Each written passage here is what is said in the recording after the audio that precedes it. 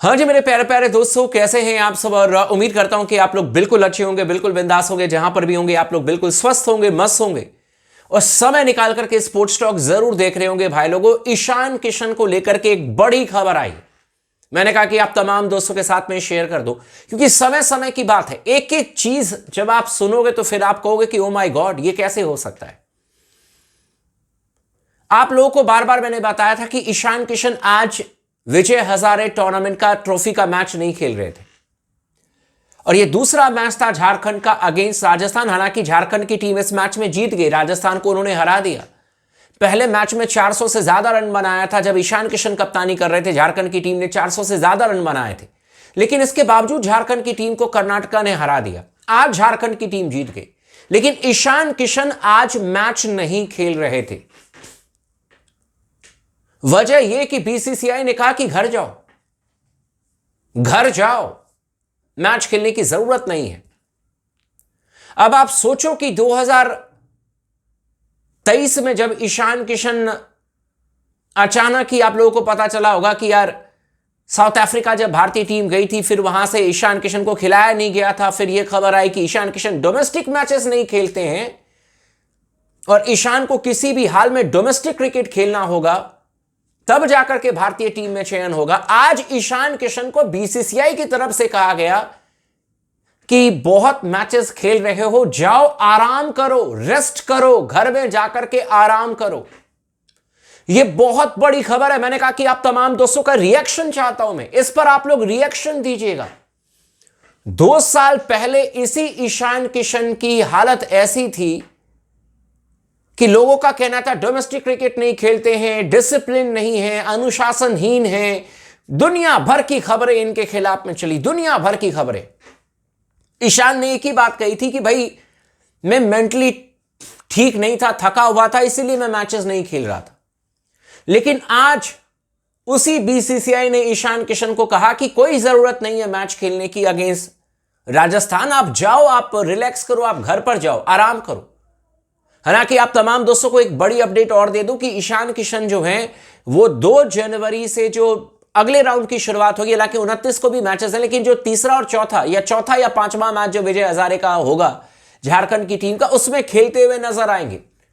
लेकिन बीसीसीआई ने उनसे कहा कि अभी आने वाले 2 मैचेस में तुम आराम करो, रेस्ट लो। और यह किसी और ने नहीं बल्कि झारखंड के कैप्टन कुमार कोशाग्रे ने आकर के ये बातें कही है। उन्होंने टॉस के वक्त में बताया कि ईशान किशन को बीसीसीआई की टीम ने कहा कि आपको रेस्ट लेने की जरूरत है, आप रेस्ट लीजिए, कोई जल्दबाजी करने की जरूरत नहीं। अब आप सोचो कि ईशान किशन जिसने पिछले मैच में शतक बनाया, क्या ये एक तरीके से साइन है? मैं इस पर रिएक्शन आप लोगों का चाहता हूं दोस्तों, आप लोग जरूर कमेंट कीजिएगा। क्या ये एक तरीके से बीसीसीआई ने मतलब साइन दिया है कि ईशान किशन का जो टैलेंट है, जिस तरीके से उन्होंने पहले मैच में बैटिंग की, वो पर्याप्त था ओडीआई टीम में ईशान किशन को लाने के लिए? जो 33 गेंदों पर शतक लगाया ईशान किशन ने। आप लोग कमेंट जरूर कीजिएगा, ताकि मैं जानना चाहता हूं कि आप लोगों के मन में क्या वही बातें चल रही है जो मेरे मन में बात चल रही है।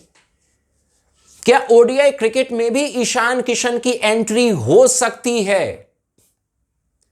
क्या बीसीसीआई के जो अब चयन करता है, हालांकि चीफ ऑफ सिलेक्शन कमेटी तो आपके अजीत अगरकर ही हैं, उन्हीं के टेन्योर में अभी भी उनका टेन्योर चल रहा है बाय द वे, लेकिन ईशान किशन को बाहर किया गया, बाहर निकाल दिया गया। अब वही ईशान किशन जो है वो दोबारा वो सारी चीजें देख रहे हैं जो कि वो पहले देखना चाहते थे। रन कर रहे हैं, वर्ल्ड कप की टीम में उनको एंट्री मिली है। अब बीसीसीआई कह रहा है कि बहुत मैचेस खेल रहे हो डोमेस्टिक, आराम करो जाकर के। आप समझ रहे हो मेरी बात?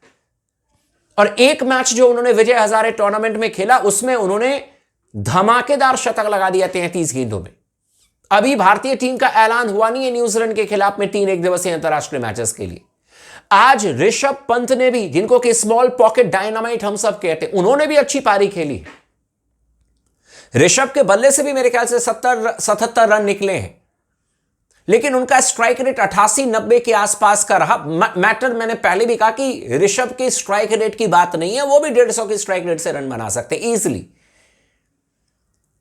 लेकिन क्या चयनकर्ता ये मान चुके हैं कि ओडीआई क्रिकेट में भी ईशान किशन बैकअप के तौर पर हो सकते हैं, और वो बैकअप के तौर पर केएल राहुल के। और क्या इस बात में वाकई में दम है कि गौतम गंभीर के पास में अगर ये विकल्प जाए कि एक तरफ ईशान किशन है, दूसरी तरफ आपके ऋषभ पंत है, तो क्या ईशान किशन को प्रायोरिटी दी जाएगी? क्योंकि ऋषभ पंत को वो खिला नहीं रहे। हालांकि खेलना तो ईशान किशन का भी नहीं बनेगा ओडीआई क्रिकेट में, आप समझ रहे होंगे, क्योंकि आपके पास में already wicket keeper KL Rahul है या व्हाटएवर जो भी है। लेकिन बहुत तरीके की खबरें आई हैं गौतम गंभीर वर्सेस ऋषभ पंत को लेकर के।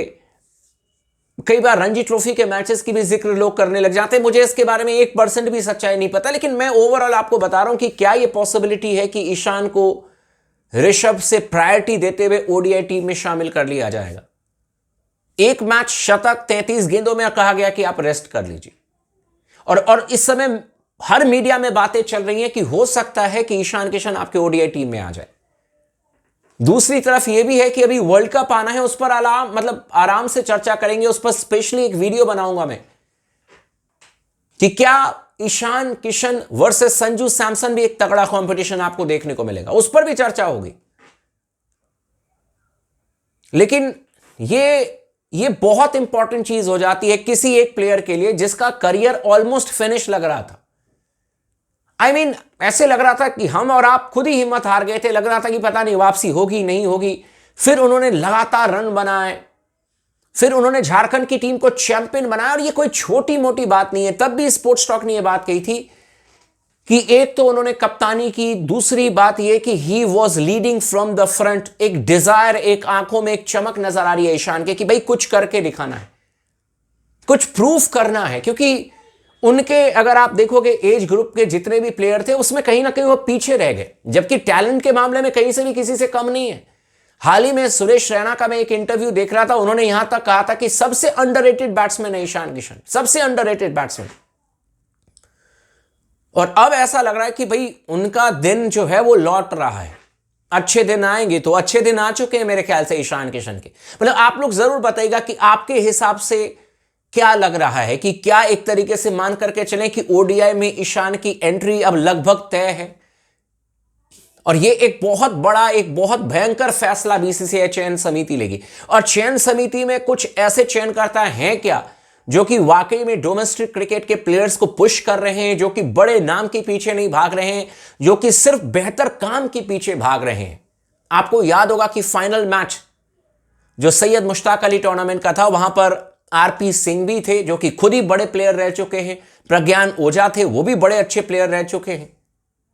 क्या ये दो चयनकर्ता पुश कर रहे हैं कुछ ऐसे प्लेयर्स के नाम जो कि लगातार कर रहे हैं अपना काम? आप लोग कमेंट जरूर कीजिएगा, चैनल को सब्सक्राइब कर दीजिएगा दोस्तों, वीडियो को लाइक कर दीजिएगा। लगातार अपना प्यार, अपना सपोर्ट बना करके रखें स्पोर्ट्स टॉक के साथ में, और अपने दोस्तों के साथ में चाहे तो जरूर शेयर कर दीजिएगा इस वीडियो को।